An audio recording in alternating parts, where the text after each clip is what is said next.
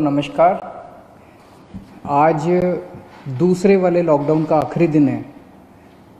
केंद्र सरकार ने ऐलान किया है कि 2 हफ्ते के लिए लॉकडाउन को और बढ़ाया जा रहा है, लेकिन कुछ छूट दी जा रही हैं। उनमें से क्या छूट रखनी है, क्या छूट नहीं रखनी है, इसके ऊपर दिल्ली सरकार में हम लोगों ने पिछले 2 दिन में काफ़ी गहन सोच विचार किया और हमने निर्णय लिया है कि केंद्र सरकार ने जो भी छूट, पूरे दिल्ली को केंद्र सरकार ने रेड जोन डिक्लेयर किया है।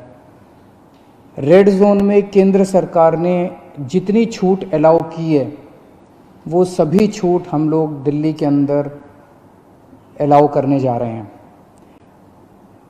इसका क्या मतलब है, मैं संक्षेप में अभी आपके सामने रखूँगा, लेकिन इसके तुरंत बाद आपको एक डिटेल्ड प्रेस रिलीज़ जारी की जाएगी, जिससे आपको और इसके बारे में, और थोड़ी देर के बाद ऑर्डर्स भी हो जाएंगे इसके बारे में, फॉर्मल ऑर्डर्स, तो आपको पता चल जाएगा कि किस किस क्षेत्र में क्या क्या अलाउ किया जा रहा है। लेकिन एक रूपरेखा मैं आप सब लोगों के सामने रख देता हूँ। पहली चीज़ तो ये कि कल से सभी सरकारी दफ्तर खुलने जा रहे हैं। कई सारे सरकारी जो एसेंशियल सर्विसेज से डील करते हैं सरकारी दफ्तर, उन एसेंशियल सर्विसेज वाले सरकारी दफ्तर में 100% अटेंडेंस होगी। लेकिन दूसरे सरकारी दफ्तरों में जो एसेंशियल सर्विसेज से डील नहीं करते, वहाँ पे डिप्टी सेक्रेटरी लेवल तक, डिप्टी सेक्रेटरी एंड अबाव 100% आएंगे लोग, और उसके नीचे वाले स्टाफ में 33% स्टाफ आएगा। कल से दिल्ली के सारे प्राइवेट ऑफिसेज खोले जाएंगे, लेकिन प्राइवेट ऑफिसेज केवल 33% स्ट्रेंथ पे काम करेंगे।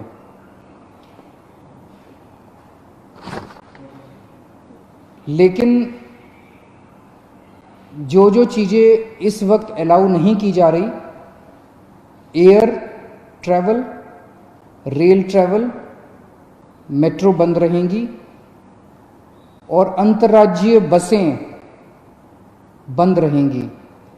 अंतर्राज्यीय बसें भी और विद इन दिल्ली भी, दिल्ली के अंदर भी बसें नहीं चलेंगी और एक स्टेट से दूसरे स्टेट की बसें भी नहीं चलेंगी।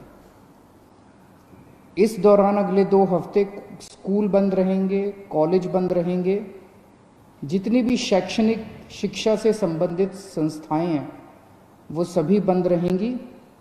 कोचिंग इंस्टीट्यूट्स बंद रहेंगे, सभी तरह के ट्रेनिंग इंस्टीट्यूट्स बंद रहेंगे। जो हॉस्पिटैलिटी सर्विसेज वाले हैं, सभी होटल रेस्टोरेंट बंद रहेंगे। और जो ऐसे स्थान हैं जहाँ पे ज़्यादा पब्लिक गैदरिंग होती है, जैसे cinema hall, mall, gymnasium, sports complex, ये सभी बंद रहेंगे। सोशल, पॉलिटिकल, कल्चरल या किसी भी तरह की अन्य गैदरिंग वो बंद है, वो अलाउ नहीं की जाएंगी। जो धार्मिक संस्थान हैं वो सभी बंद रहेंगे। Cycle rickshaw, auto rickshaw, taxi, cab aggregators, ये सब बंद रहेंगे। नाई की दुकान, barber shops, spas and salons, ये भी बंद रहेंगे। शाम को 7 बजे से सुबह 7 बजे तक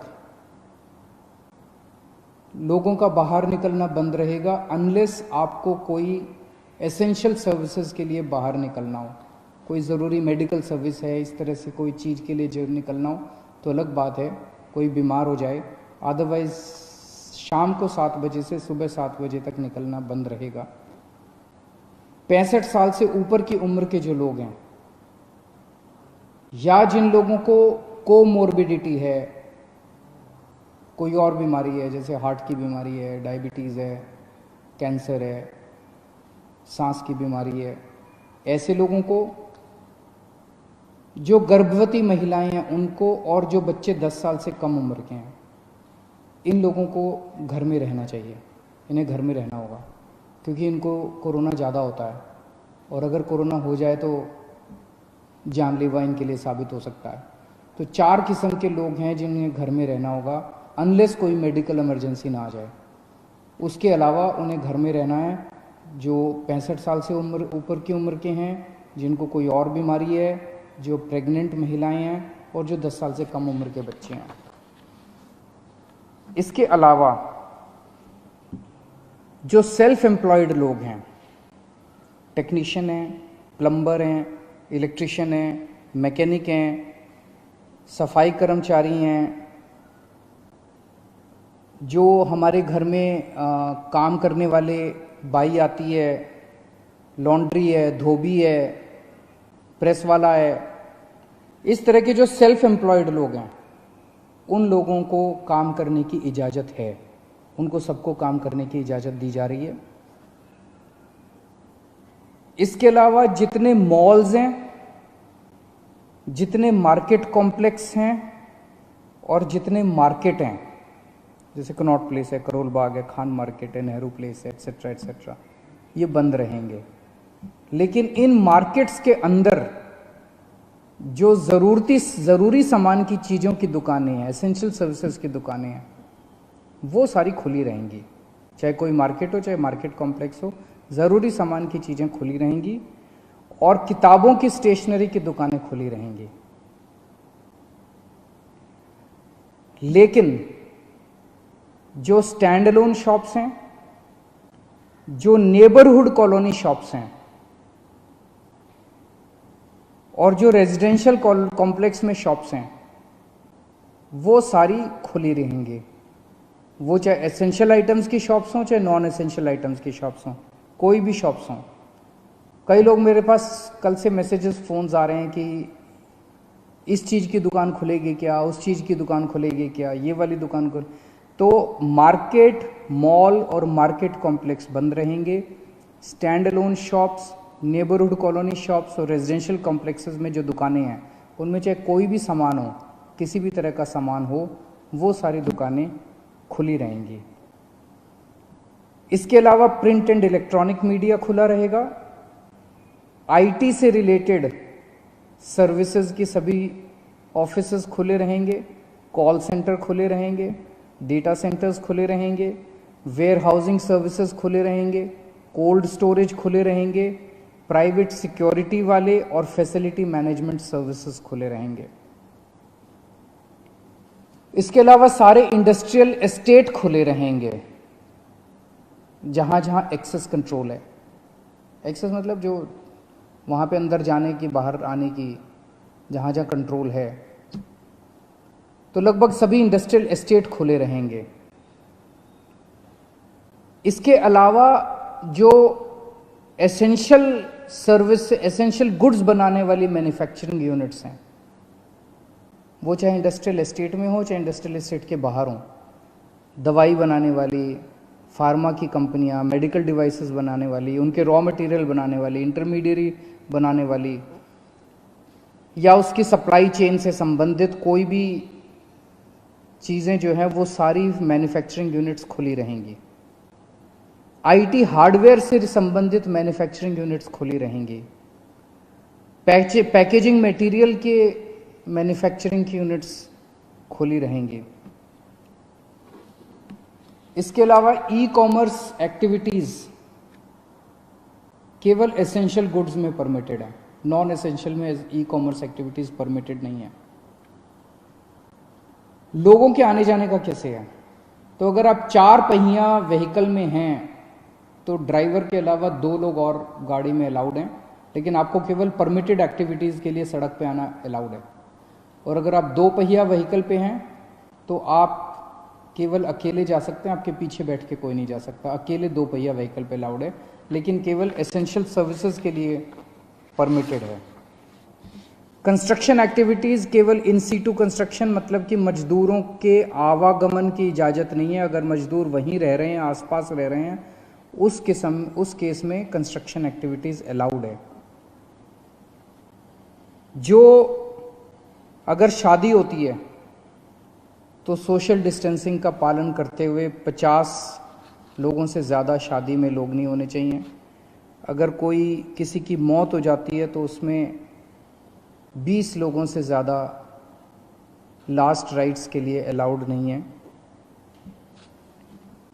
पब्लिक प्लेसेस पे थूकना स्ट्रिक्टली मना है, उसके ऊपर सख्त कार्रवाई की जाएगी। सभी एग्रीकल्चरल एक्टिविटीज अलाउड है, sowing, harvesting, procurement, marketing, agriculture supply chain से रिलेटेड जितनी भी एक्टिविटीज हैं वो सभी अलाउड हैं। फाइनेंशियल सेक्टर से रिलेटेड जितनी एक्टिविटीज हैं वो सभी अलाउड हैं। Banks, non banking finance companies, insurance, capital market activities, credit cooperative societies, और जितना गुड्स कैरियर से संबंधित, सामान से संबंधित, यात्रियों का बसें वगैरह अलाउड नहीं है, ऑटो वगैरह अलाउड नहीं है, लेकिन अगर सामान का, गुड्स का ट्रैफिक जो है वो सारा परमिटेड है। इसकी डिटेल्ड प्रेस रिलीज अभी जारी कर दी जाएगी और डिटेल्ड ऑर्डर जारी कर दिया जाएगा, जिससे आपको और सारी जानकारी मिल जाएगी। मैंने मोटी मोटी रूपरेखा आप लोगों के समक्ष रखी है, लेकिन मेरा अपना ये मानना है कि लॉकडाउन लागू करना बहुत ज़रूरी था। केंद्र सरकार ने जो 24 मार्च को लॉकडाउन किया वो बहुत ज़रूरी था। उस वक्त अगर हम लॉकडाउन न करते तो देश के अंदर भयावह स्थिति हो सकती थी, क्योंकि उस टाइम देश कोरोना से डील करने के लिए तैयार नहीं था। उस वक्त हमारे पास पीपी किट्स नहीं थे, टेस्टिंग किट्स नहीं थे, कुछ भी नहीं थे, अस्पताल तैयार नहीं थे, लोग तैयार नहीं थे, सोशल डिस्टेंसिंग का आइडिया नहीं था लोगों को। अब 1.5 महीने के बाद, लगभग 1.5 महीना हो गया, 1.5 महीने के बाद मुझे लगता है कि हम लोग, कम से कम दिल्ली की मैं बात कर रहा हूँ, दिल्ली आज लॉकडाउन खोलने के लिए तैयार है। पूरे दिल्ली को रेड जोन में रखा गया है। अभी तक हमने जितनी भी केंद्र सरकार से गाइडलाइंस आई, अच्छी गाइडलाइंस आई, बहुत अच्छी गाइडलाइंस आई, हमने सबका पालन किया। लेकिन अब पूरे दिल्ली को रेड जोन में कर देने से 2 बड़ी समस्याएं पैदा हो। एक तो जनता को बहुत तकलीफ है, जनता के रोजगार चले गए हैं, दुकानें बंद हैं, उससे व्यापारियों को बहुत ज़्यादा तकलीफ है, इंडस्ट्री बंद है और बहुत सारी नौकरियां जा रही हैं, लोग दिल्ली छोड़ छोड़ के चले जाएंगे। अब इससे पूरी अर्थव्यवस्था गड़बड़ा गई है और बहुत ज़्यादा दिन हम इसको बर्दाश्त नहीं कर पाएंगे। और दूसरी तरफ जब सारी अर्थव्यवस्था बंद है तो सरकार का रेवेन्यू आना बंद हो गया है। तनख्वाहें कहाँ से देंगे, सरकारें कैसे चलेंगी? बिल्कुल बंद हो गया सरकार का रेवेन्यू आना। पिछले महीने, अप्रैल के महीने में हर साल 3,500 करोड़ का रेवेन्यू आया करता था, इस बार केवल 300 करोड़ का रेवेन्यू आया है। इससे तो तनख्वाहें नहीं दी जा सकती, सरकार कैसे चलेगी? तो अब अर्थव्यवस्था का बड़ा संकट पैदा हो रहा है। तो मेरा अपना ये मानना है कि लॉकडाउन के पीरियड को हमें तैयारी करने के लिए, कोरोना की तैयारी करने के लिए इस्तेमाल करना चाहिए था, जिसका हमने भरपूर इस्तेमाल किया। ऐसा कभी नहीं हो सकता। अब कोरोना आ गया है, कोरोना रहेगा, कोरोना 0 हो जाएगा, कोरोना का एक भी पेशेंट नहीं होगा, आगे कोरोना कभी नहीं होगा, ऐसा हो ही नहीं सकता। पूरी दुनिया में नहीं हो रहा, ये संभव ही नहीं है। अब हमें कोरोना से जीने की, कोरोना के साथ जीने की तैयारी करनी पड़ेगी, इसकी आदत डालनी पड़ेगी।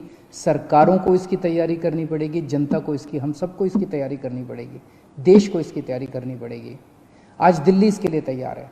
हमने पर्याप्त उपाय कर लिए हैं, पर्याप्त व्यवस्थाएं कर ली हैं, अस्पतालों का इंतजाम कर लिया है, किट्स का इंतजाम कर लिया, सारी व्यवस्थाएं कर ली हैं। अगर लॉकडाउन पूरी तरह से दिल्ली में खोल दिया जाता है, हमने सुझाव दिया है केंद्र सरकार को कि जो जो कंटेनमेंट जोन हैं दिल्ली के अंदर, लगभग 97 कंटेनमेंट जोन्स बचे हैं, जो जो कंटेनमेंट जोन हैं उनको पूरी तरह से सील कर दिया जाए और बाकी दिल्ली को ग्रीन कर दिया जाए। बाकी दिल्ली के मार्केट खोल दिए जाएं। मार्केट में चाहे तो ऑड इवन कर दें, एक दिन ऑड दुकानें खुलेंगी, एक दिन इवन दुकानें खुलेंगी। लेकिन अब दिल्ली को खोलने का समय आ गया है, हम उसके लिए तैयार हैं। हम केंद्र सरकार से बात भी कर रहे हैं और हमें पूरी उम्मीद है कि जल्द दिल्ली के मार्केट भी खुलेंगे, अर्थव्यवस्था भी खुलेगी। ऐसा होने से थोड़े केस बढ़ेंगे, लेकिन जो केस बढ़ेंगे उससे निपटने के लिए हम तैयार हैं। हमारा इस वक्त सबसे बड़ा 2 मकसद हैं। पहला मकसद है कि किस तरह से दिल्ली के अंदर कोरोना से होने वाली डेथ्स को कम किया जाए, और हम अभी तक काफ़ी कम करने में सक्षम रहे हैं, सफल रहे हैं।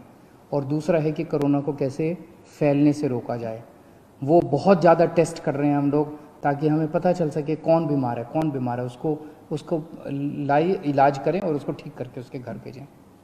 तो मैं उम्मीद करता हूँ कि हम लोग आगे केंद्र सरकार को भी मनाने में सफल होंगे, और ये लॉकडाउन का पीरियड जो है, इसमें जो जो रिलैक्सेशंस दिए गए हैं, इन रिलैक्सेशंस से आप लोगों को सबको फ़ायदा होगा।